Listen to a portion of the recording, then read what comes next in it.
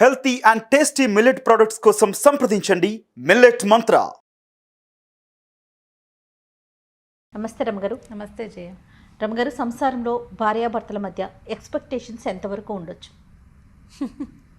ఎంతైనా ఉండొచ్చు. ఎంతైనా ఉండొచ్చు. కాదు జయ, ఇద్దరు పెళ్లి చేసుకుంటారు. ఎందుకు చేసుకుంటారు పెళ్ళి? ఎక్స్పెక్టేషనే కదా. కదా, ఇప్పుడు మన పాతకాల పద్ధతి వివాహ వ్యవస్థ ఇవాళది నిన్నటిది మొన్నటిది కాదు, అప్పటిదో. ఆడవాళ్ళకి ఒక రక్షణ, మగవాళ్ళకి ఆడవాళ్ళ రక్షణ భద్రత, మగవాళ్ళకి ఒక ఆసరా. ఇది సాధారణమైనది. వీళ్ళిద్దరూ కలిసి సంసార రథాన్ని ముందుకు తీసుకెళ్తారు, సంతానానికి అంటారు, వాళ్ళ అమ్మా నాన్నని హలో అంటారు, వీళ్ళ అమ్మా నాన్నని చూసుకుంటారు, ఏదో సంసారాన్ని వృద్ధి చేస్తారు, పిల్లల్ని జాగ్రత్తగా చూసుకుంటారు. మామూలుగా జరిగేవి. అయితే ఒకళ్ళ మీద ఒకళ్ళకి ఎక్స్పెక్టేషన్స్ ఖచ్చితంగా ఉంటాయి. ఏ ఎక్స్పెక్టేషను లేకుండా ఏ ఇద్దరూ కలిసి ఉండరు కదా. యాత్రికులు అనుకో, నువ్వు ఆ దారిని వచ్చావు, నేను ఈ దారిని వచ్చావు, ఇద్దరం కలిసి ఓ దారిని నడిచేలాం, ఎవరి దారిని వాళ్ళు పోతాం అనుకుంటాం. ఇష్టమైతే నడుస్తాం, లేకపోతే లేదు, మానపడేస్తాం. పెళ్ళి ఇట్లా కలిసి నువ్వు ప్రయాణం చేయాలి జీవితాంతం వరకు. మీ ఇద్దరు కలిసి ఉంటే మీ ఇద్దరే ఉండరు కదా. మీకేమో అటో కుటుంబం ఇటో కుటుంబం రెండు ఉంటాయి, మీ ఇద్దరు కలిసి ఓ కుటుంబం, మళ్ళీ మీకు సంతానం. అది సజావుగా జరిగేదే. ఇప్పుడు ఇదంతా గోల్ లేకుండా జరిగిన నాళ్ళు బాగానే ఉంటుంది. ఎవరికి ఎక్కువ ఎక్స్పెక్టేషన్స్ ఉన్నా ఇబ్బంది. అసలు లేకపోతే ఇంకా నువ్వు కలిసి ఉండటంలో అర్థమే లేదు. ఏదో కొంత ఉండాలి, ఎంతో కొంత. అయితే మితిమీరిన ఎక్స్పెక్టేషన్స్ కానీ, అసలు ఒక సాధారణమైన ఎక్స్పెక్టేషన్ కూడా తీర్చని తనం కానీ, ఈ రెండు కష్టం.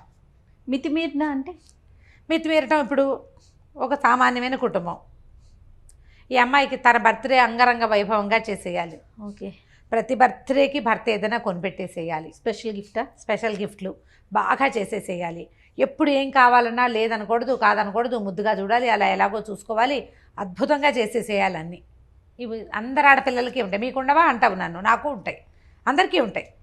అవతల వాడి శక్తియుక్తులు, వాడి సమయం, పరిస్థితులు, అవకాశాలు.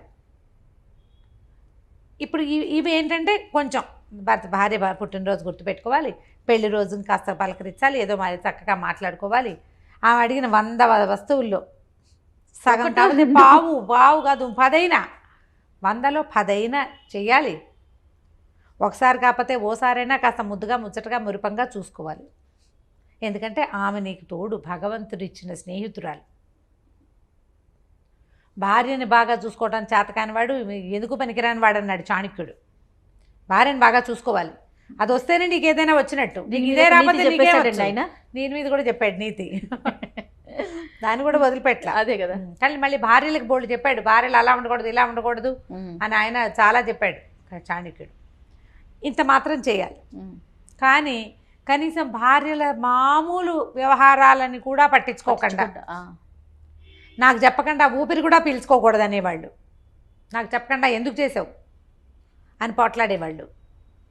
మామూలుగా అసలు ఒక వైఫ్ సహజంగా కోరుకుంటుంది, కొంత భర్త తనతో ప్రీతిగా ఉండాలి, ప్రేమగా ఉండాలి, తనంతట తన దగ్గరికి తీసుకోవాలి, తనంతట తను ఏదైనా అయ్యో తిన్నావా, అది పడుకున్నావా, లేచావా, ఏమిటి మొహం అలా ఉంది, ఒంట్లో బాగోలేదా, మినిమం అవి కూడా చేయని వాళ్ళు చాలామందే ఉన్నారు ఇప్పటికి కూడా. చక్కగా భార్యలతో ఫాయిదాగా ఉండి అన్ని పనులు చేస్తూ కావాలంటే ఇంట్లో పని కూడా చేసేస్తూ, పిల్లల్ని ఆడిస్తూ, అమ్మాయి ఉద్యోగంలో కూడా హెల్ప్ఫుల్గా ఉండేవాళ్ళు ఉన్నట్టే ఏమీ పట్టించుకోకుండా పాతకాలము రైతు కుటుంబాల్లో మగవాడు వెళ్ళిపోయి ఆడవాళ్ళు పనిచేస్తుంటే పట్టించుకొని ధోరణి ఉండేది చూడు. ఒక పాత ధోరణి, వెనకబడిన ధోరణి. ఆడాళ్ళని పెంచకూడదు, ఆడాళ్ళకి ఏం చూడకూడదు, దానికి ఎక్స్పెక్టేషన్ ఏమిటి, గాడిద గుడ్డు లాంటి భావాలు ఉన్నవాళ్ళు కూడా ఇప్పటికీ ఉన్నారు. మార్చుకోవాలి, వాళ్ళు మారాలి. వీళ్ళు ఓవర్ ఎక్స్పెక్టేషన్స్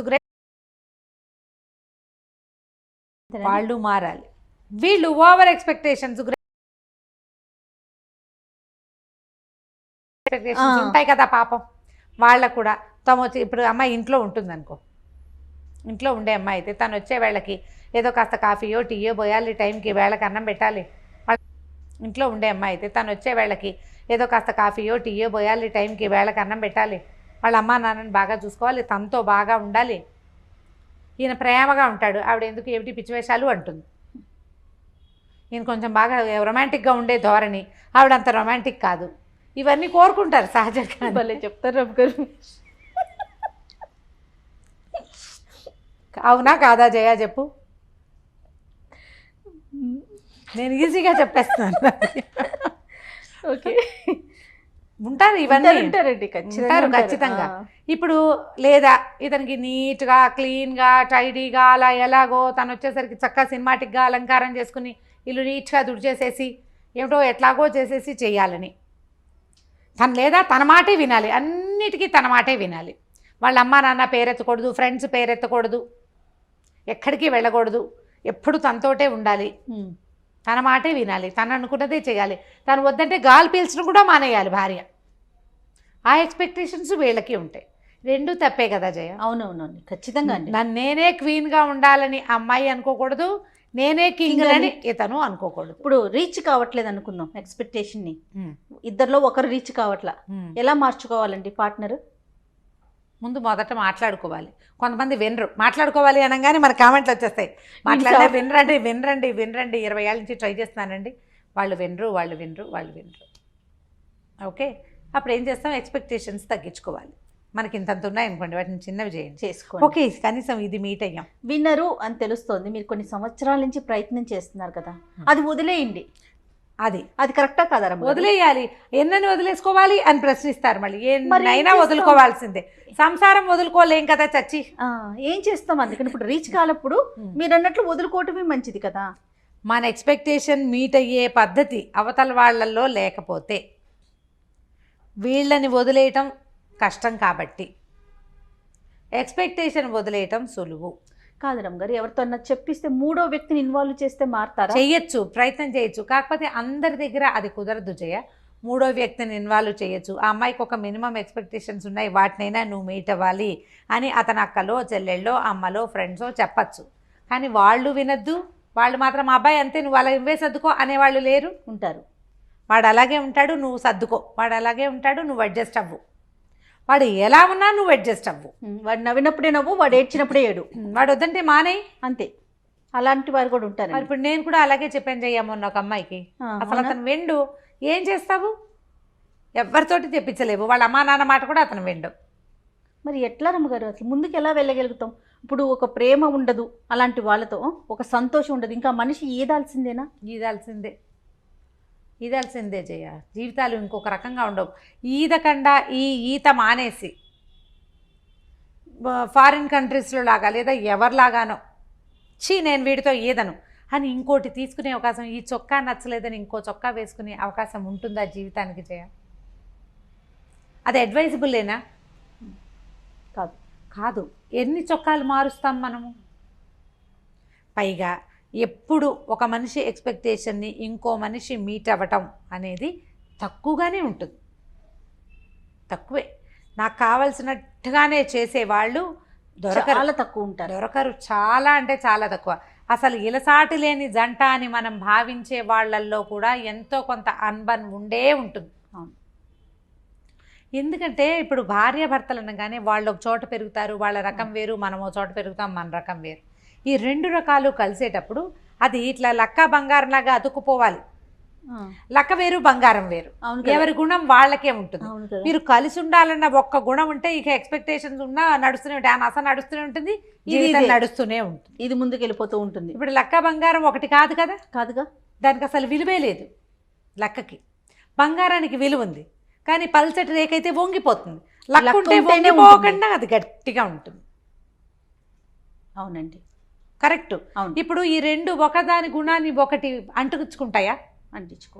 ఇవి పాతకాలపు మాటలు కదా జయ. నేను వెనకబడిన దానిలాగా కనపడతాను, కానీ వీటిలో ఎంత విలువ ఉంది? విలువ ఉందో లేదో, మాటలో ప్రతి అక్షరం ఒక బంగారం అన్నమాట, వజ్రం లాంటి మాట కదా. పాత మాట ఇది, లక్కా బంగారం.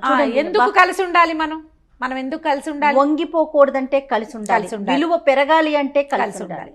లేదా మనం ఎప్పటికీ మనం ఏదో ఒక దాన్ని సెర్చ్ చేస్తూనే ఉంటాం. నీ సెర్చింగ్ వస్తువుల కోసమో విషయాల కోసమో సెర్చ్ చేయొచ్చు, వ్యక్తుల కోసం సెర్చ్ చేయాలంటే ఎన్ని చేతులు మారాల్సి వస్తాం మనం.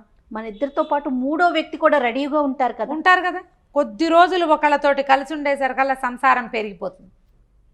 సంతానం ఏర్పడుతుంది, మనకి ముందు వెనక కుటుంబాలు ఉంటాయి, ఇన్వాల్వ్ అయిపోతారు కదా జనాలు ఇన్వాల్వ్ ఎవరితోటి సంబంధం లేకుండా ఫ్రీలాన్స్గా ఫ్రీ బర్డ్గా తిరిగే వాళ్ళని మామూలు మనుషులు కానివంటే మర్యాదస్తులుగా చెప్పలేకపోతాం. సమాజం ఒప్పుకోదు. మనమేమో ఇందులోనే వెళ్ళాలి. మన కల్చరే ఇది కదా కల్చర్ ప్రతి వాళ్ళకి చులకనైపోతాం. ఇప్పుడు సమాజం ఏంటంటే మగవాళ్ళు అడ్జస్ట్ అవ్వాలి, ఆడవాళ్ళు సర్దుకోవాలి. రెండు ఒకటే. వాళ్ళ పరిధి వరకు వాళ్ళు అడ్జస్ట్ అవ్వాలి, వీళ్ళ పరిధిలో వీళ్ళు సర్దుకోవాలి. సర్దుకుని ఒక వివాహానికి ముందే మాట్లాడుకునే అవకాశాలు, డిస్కస్ చేసే ఛాన్సెస్ ఉన్నాయి. అవన్నీ మాట్లాడుకోండి. మనసు పెళ్ళిలోకి ఫిక్స్ అయ్యాక ప్రపంచం మన గురించి మాట్లాడేలాంటి పరిస్థితులు కల్పించుకోవద్దు.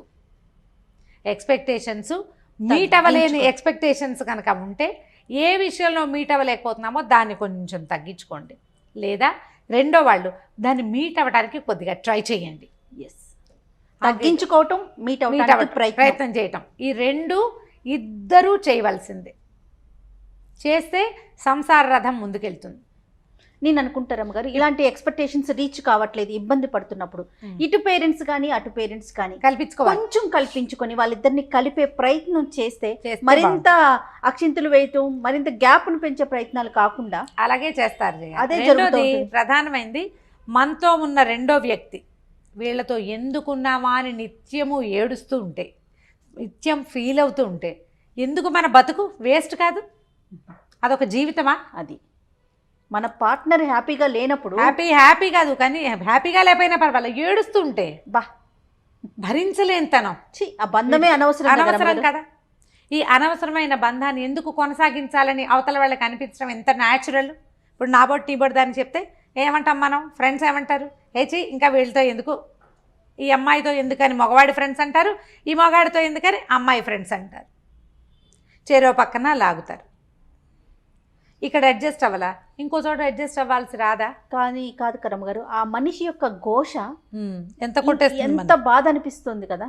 యువతల మనిషి మీకు అది ఎంత తగులుతుంది కదా, ఎంత తగులుతుంది, ఎంత బాధ, ఎంత హింస. పోనీ నువ్వు ఇక్కడ సరిగ్గా లేవు, రేపొద్దున ఇంకా కొంచెం జీవితాలు ముందుకెళ్ళావనుకో, అక్కడ అబ్బో ఓసారి ఇలా అయ్యింది, ఈసారైనా సర్దుకోవాలనిపిస్తుంది. నువ్వు మొదటే ఎందుకు సర్దుకోవు? నువ్వు ఆ సర్దుకోవటం మొదటే ఎందుకు చేయకపోతావు? ఇంట్లో వాళ్ళు కూడా ఒక పెళ్లి ఫెయిల్ అయింది, రెండో పెళ్లి చేసాం, ఇప్పుడైనా సర్దుకోవాలనుకుంటారు. మీరు మొదట ఎందుకు సర్దుకోరు? వదిలించేసుకోవాలని చూడటం, రెండోసారి పూర్తిగా అడ్జస్ట్ అయిపోవాలని చూస్తారు. అవును, అది కూడా జరుగుతుంది. మొదటిసారి ఏమో చాలా చూస్తారు, రెండోసారి ఏమో డిపెండ్ అయిపోతూ ఉంటారు. అది కొంచెం ఆలోచించండి. కుటుంబాల్లో ఆలోచించాలి, పెద్దవాళ్ళు ఆలోచించుకోవాలి. వైఫ్ అండ్ హస్బెండ్ పెళ్ళిళ్ళు చేసుకున్నటువంటి వాళ్ళు ఆలోచించాలి. వీళ్ళ మధ్య సంతానం అంటే వాళ్ళ గురించి ఆలోచించాలి.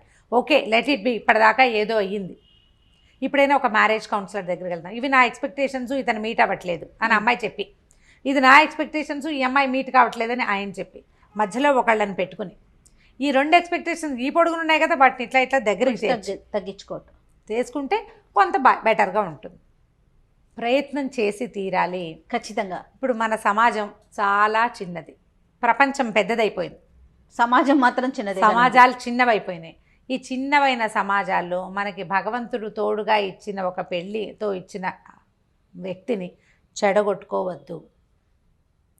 వాళ్ళంతా చేసుకోవట్లేదా రెండో పెళ్ళి, మూడో పెళ్ళి, 36వ పెళ్ళి అంటే మరి వాళ్ళ పిల్లల జీవితాలు ఎలా ఉన్నాయో ఒకసారి చూడండి. అంతే కదా.